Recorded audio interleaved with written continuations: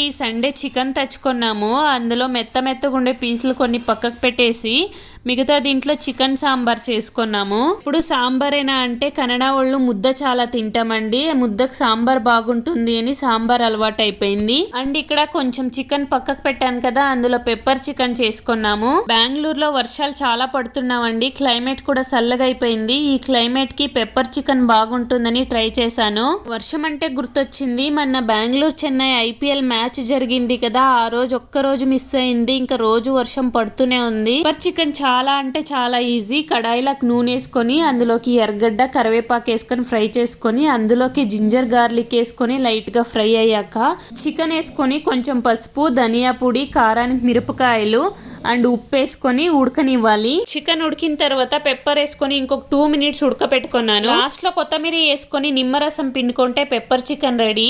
ఈ వీడియో ఇష్టమైతే లైక్ చేయండి.